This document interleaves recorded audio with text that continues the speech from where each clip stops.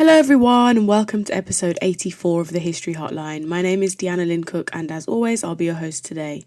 Today's episode is all about the Commonwealth and we'll be thinking about what is going to happen to the Commonwealth moving forwards. Now, as some of you will be aware, this summer the Commonwealth Games were in Birmingham and around that time a lot of people were asking me, what is the Commonwealth? Like, what is actually the point of it? What does it do? Who's in it? What's it all about? Why is it only certain countries from certain regions of the world? And then following the death of the Queen, as the leader and head of the Commonwealth, questions kind of came into play again about what will happen now as it passes over to King Charles III. Now, the Commonwealth it's an interesting thing, I find, because what it is on paper, I think, is different to what it is in reality. And when you have an event like the Commonwealth Games, where all these nations come together in the sporting arenas, it really does showcase, I think, the differences in regards to what it says it is on paper. But obviously there's a history to it as well. So we're going to be thinking about that today. We're going to think about what it is actually on paper and what it stands for, the history of it, and what it will look like moving forwards when so many nations are kind of in a place of trying to remove the British monarch as their head of state. Some have successfully done so, thinking mostly about the Caribbean at this point. But when we think about the legacy of colonialism and the British Empire, there's obviously other regions of the world and other nations that come into play. Now, according to the Commonwealth countries website, the Commonwealth is a voluntary association of 56 independent and equal countries in Africa, Asia, the Americas, Europe, and the Pacific. The Commonwealth is home to 1/3 of the world's population and includes both advanced economies and developing countries, which I find quite interesting, the use of the term advanced economies and developing countries. It goes on to talk about some of the member states, majority of them being formerly colonised countries under the British Empire. 15 of the member states have the British monarch as their head of state, and they are known as Commonwealth realms. 36 members are republics, and 5 others have different monarchs outside of the British monarch. All member states are connected through their use of English, the English language, and other historical ties. However, there are countries that have recently been added that don't have English as their first language, but obviously do speak English, as one of their national languages. It dates all the way back to the Balfour Declaration in 1926 at the Imperial Conference. During this time, the decolonisation of the British Empire was occurring, and increased self-governance of a lot of the colonies was occurring. This Imperial Conference was attended by leaders of Australia, Canada, India, the Irish Free State, Newfoundland, New Zealand and South Africa.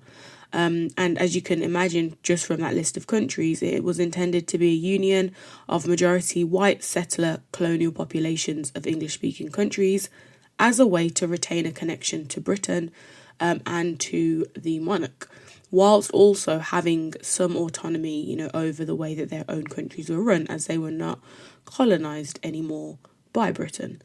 The monarch was the link. At the start of the Commonwealth, it was the King Henry VI, the Queen's father, and they were head of the Union, and that link between monarch and formerly colonised country was there. It was only a few years, really, that King Henry was leader of the Commonwealth as he passed away, and the Queen took over.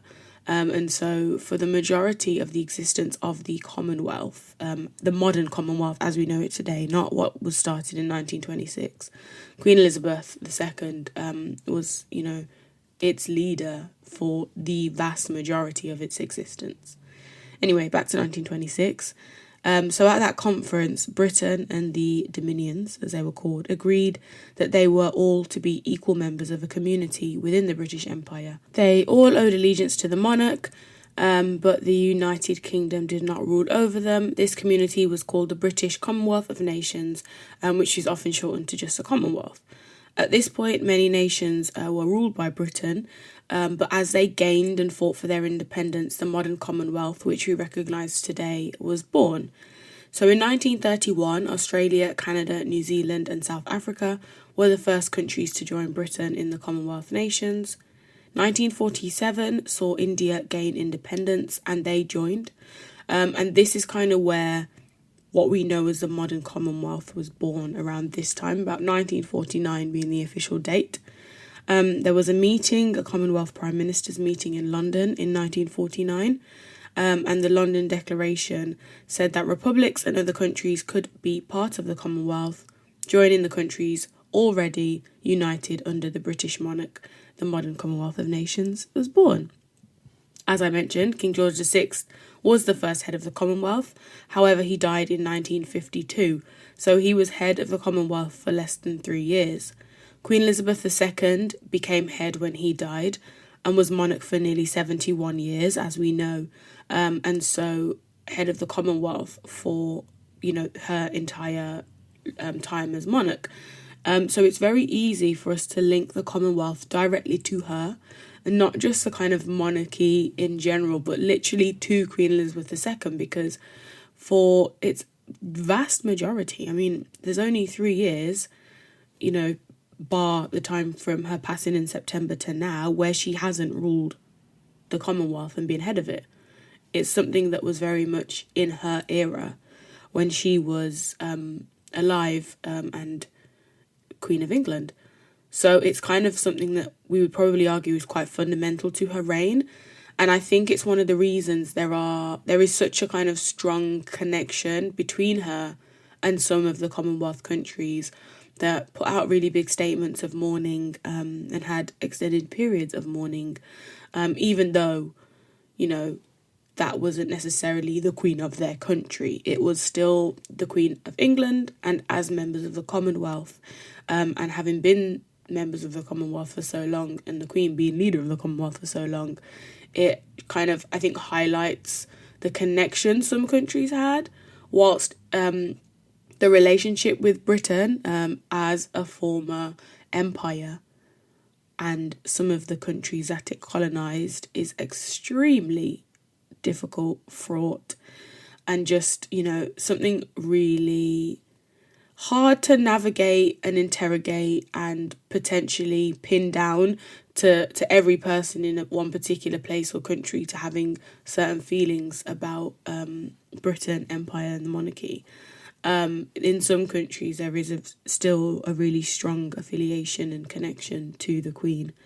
Now, as the Queen has passed away, the reins are passed over to Charles, King Charles III, and this is where some countries might actually end their relationship with the Commonwealth, or become a republic, symbolically removing him as head of state. And some would argue that that is personal. They don't maybe like some of the things that Charles has done, or maybe they feel like as times move on, the monarchy is outdated, and having the British monarch as the head of their country is wrong, and they don't feel like it's appropriate anymore, as we kind of, move into a different era of time and we really interrogate our relationship with Britain and colonisation. However, it's also in some cases not personal, and it's a step that some countries have always wanted to take and will do despite, whoever is at the top in terms of the monarchy in Britain. But it is interesting, I think, that the Queen was the head of it for so long. Now, speaking in 1953, so this is where she would have just had her coronation and been, the new Queen of England, she said, and I quote, "Thus formed, the Commonwealth bears no resemblance to the empires of the past. It is an entirely new conception, built on the highest qualities of the spirit of man, friendship, loyalty, and the desire for freedom and peace. To that new conception of an equal partnership of nations and races, I shall give myself, heart and soul, every day of my life." So for many people in Commonwealth nations, the Queen played a role having very soft power over some nations, Her visits to member states were all very pronounced and highly orchestrated and staged. The Queen would probably see her role as one to strengthen ties between nations, as she said. Her role was in part trying to smooth over the very bloody legacy of empire, in my opinion.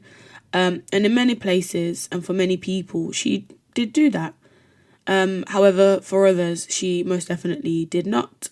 And when we think about different groups of people who really, I think, suffered in the most violent ways at the hands of empire, this idea of the Queen being able to smooth over that legacy or turn a new leaf in this new relationship is absolutely impossible. So, continuing on with our timeline, we arrive at 1957, where on the official Commonwealth timeline it says Ghana was the first African country to join the Commonwealth, which is interesting because South Africa already are part of the Commonwealth and they are an African country, I believe. But I don't know if it's actually referring to Ghana being, I don't know, a country that was at that point ruled by black people, maybe? I don't know, or African people. Very interesting there. But speaking of South Africa, by 1961 they were forced to leave the Commonwealth due to their apartheid laws, and did not rejoin until 1994, which I find very interesting. I really do. Maybe I shouldn't, maybe we shouldn't. But when I think about the principles of which the Commonwealth were founded on, whilst it was equality, it was the equality of these, colonised white settler countries. Some of the countries that have done the biggest atrocities, racially based ones in terms of colonisation of native people and African people through transatlantic slavery. They're the big hitters. They started this, and here we are, them kicking South Africa out because of apartheid, which, is absolutely correct, but, you got to look at yourself first. Anyway, 1990, Namibia joined, and they became the first country that was actually never colonised by the British to join. Cameroon and Mozambique followed shortly after. And interesting there, so we've got countries joining by the 90s that have no affiliation per se with empire, with the British Empire. They were colonised by other places. In 2009, they celebrated 60 years of the Commonwealth since that London Declaration was signed in 49, and Rwanda joined. In 2020, the Maldives rejoined after quitting in 2016 when faced with suspension due to their human rights record.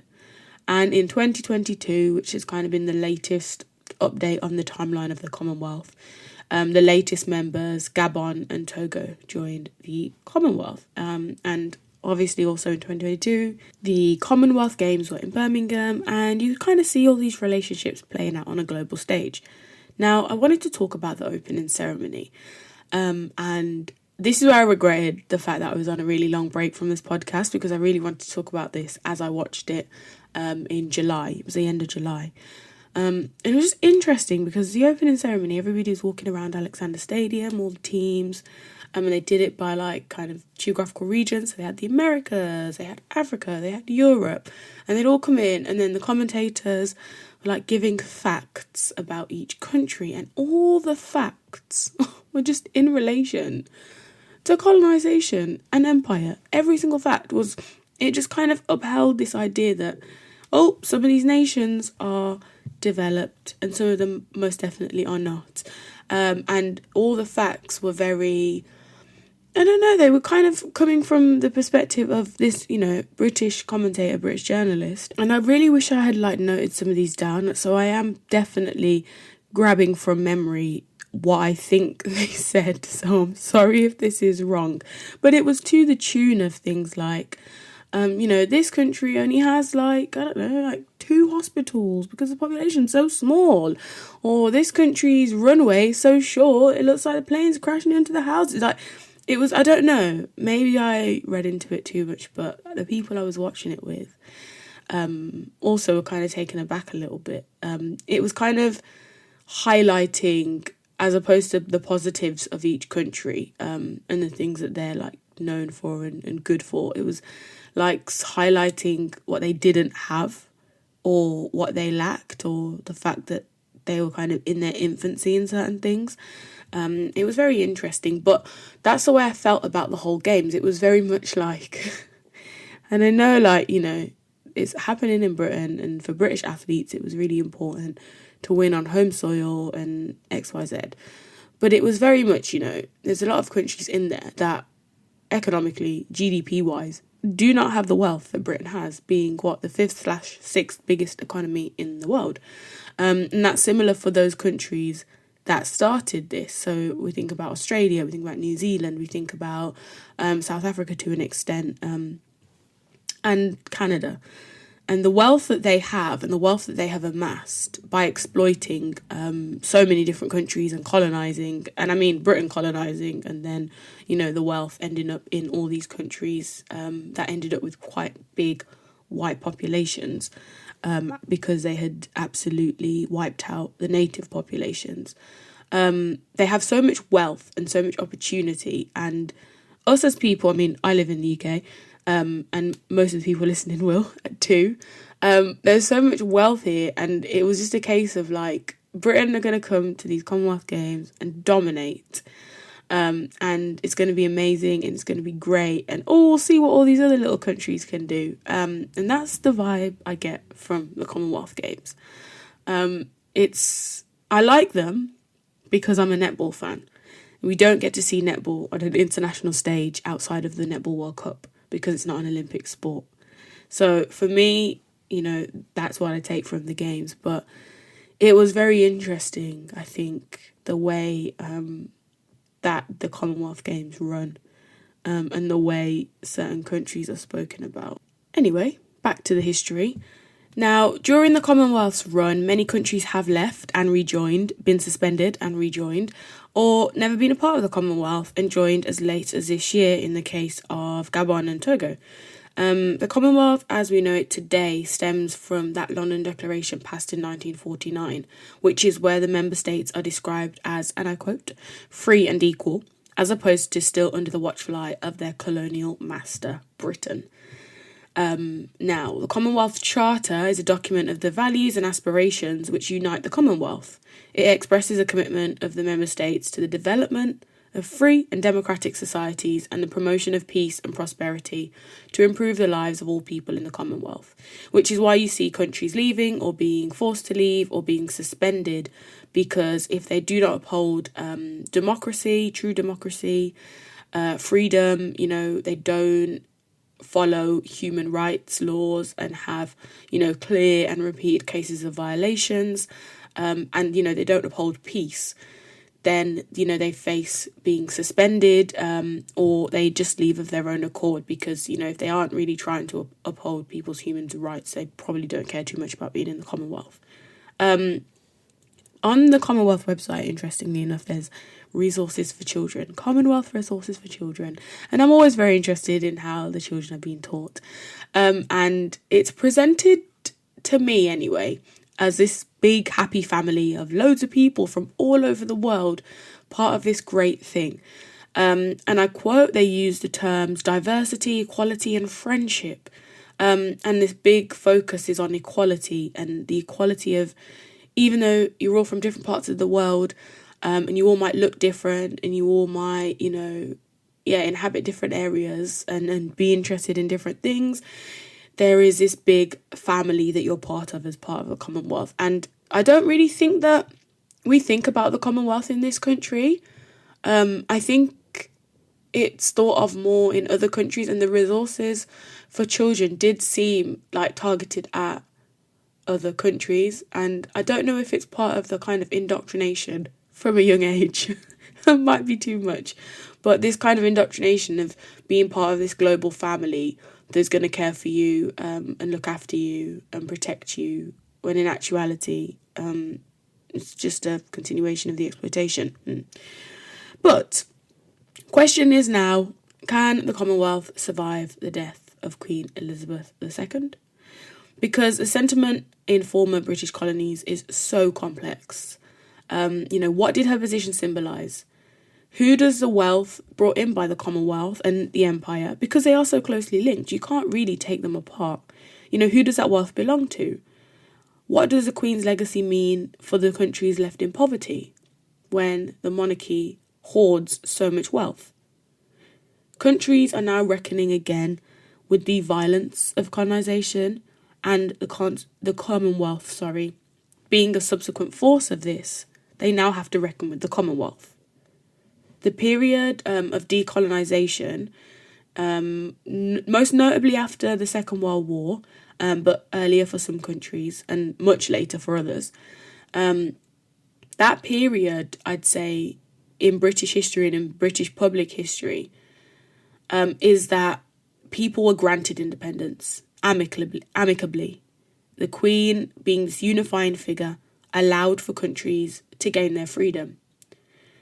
The conversation doesn't really go to the fight, the violence, the oppression, and the suppression that existed in so many countries' fight for freedom. It was not a reality around the world.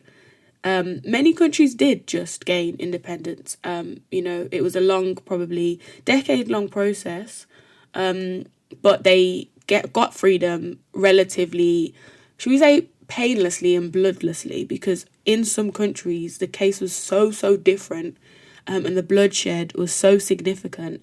There is no way to think about those countries in an amicable way.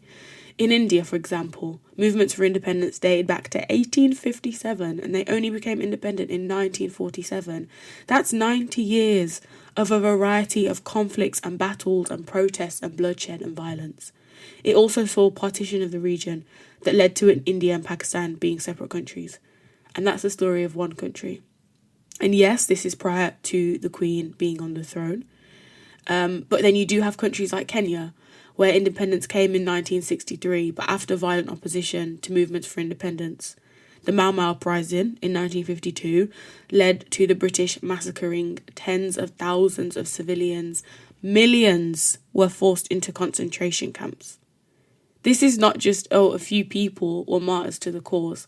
Millions of people's lives were changed for the worst, not only in the whole process of empire, of colonisation, of slavery, but then following the point, in time where they decide they want to be free, they would like to remove Britain, and are having conversations and movements towards that and protesting. And it leads to millions being in concentration camps, tens of thousands of people losing their lives. When that war ended, the people that had fought against British forces were imprisoned and executed. So there was the ones that died in battle and then the ones that died after. And the impact the bloodshed had on that nation will never be forgotten. And I believe there are some people in Kenya that took a case against Britain in around 2013, I believe. And, that's the only reason we really know so much about it as we do today. Because it was something that's kind of pushed under the carpet, hush hush. Interestingly enough, the Queen was touring around Kenya when she was actually told her father passed away and that she was now Queen. So she arrived in Kenya a princess, left a monarch. But there's this history, this violent history that Kenya have to reckon with. The Mau Mau uprising actually expedited the road to independence in Kenya. But it can't be portrayed as a peaceful transition when the British have so much blood on their hands. Moving over to the Caribbean, movements for independence were oftentimes a little bit less violent in comparison, but followed hundreds of years, as you said, of kidnapping, enslavement, forced labour. So the legacy there is still filled with pain and a lot of bloodshed. Right now, in the Caribbean especially, there are a lot of countries thinking about becoming a republic. And these conversations were happening long before the Queen passed away. St. Kitts and Nevis, I think most recently have announced its pledge to potentially become a republic or to put in the work to see if that's a possibility. Antigua and Barbuda have said they'll hold a referendum about if they will have King Charles III as head of state. Jamaica's sentiment was that they were not too keen on having Charles as their head of state. So may move quicker now that the Queen has passed away to become a republic, but I believe those steps are still in motion. There was an episode on that ages ago. I thought I'd have an update for you by now, but Jamaica are moving quite slowly. And then there's the question of, well, is this all just symbolic anyway? What's the purpose of them becoming republics, removing the monarch as a head of state? Does that actually do anything for the people on the ground? Does that do anything for the average Catition or Jamaican or Antiguan? What will that change in those countries? So when we think about what's next for the Commonwealth and the Crown, the head of the Commonwealth isn't a hereditary position. So whilst it has been passed down from father to daughter to son, it is actually something that was voted on in 2018. There haven't been many transitions because obviously, as we know, Henry VI was monarch for about 3 years as head of the Commonwealth, and then Queen Elizabeth II took over when he passed away automatically. 2018 there was a vote and the Queen had said it was her wish, should we say, that Charles would carry on this role. However, I think it will be very interesting moving forwards to see the relationship that occurs between the monarch, the Commonwealth, and the countries that call themselves members of it. And, a lot of the time we think about the role of the monarch, especially in this country, because they're the monarch of this country. But, what is that going to look like in the future, in the case of Charles as well, as he kind of carves out, I don't know, what it's going to be like for him to be king. I think this kind of moment in time will be where a lot of people continue to interrogate the relationship with Britain and the Empire and the Commonwealth as a result. And whilst we speak about people removing the monarch as the head of state, they often will still remain members of the Commonwealth. They are two separate things because Commonwealth members, as we mentioned, don't have to have the British monarch as their head of state. So, all around the world, people reacted differently to the death of Queen Elizabeth II, especially in the Commonwealth countries. And it will be interesting to see, if her passing changes anything in regards to the Commonwealth and in regards to countries keeping a British monarch as their head of state moving forwards. Anyway, thank you so much for listening to this episode of the History Hotline. If you've enjoyed this episode and episodes of the past, please do tell a friend, and support us on social media by liking, commenting, sharing, and following us on our various platforms at The History Hotline on Instagram, at The History HL on Twitter, and we are also on LinkedIn and on TikTok and on YouTube. So thank you again for your support and for tuning in, and I hope you have a wonderful week. Goodbye.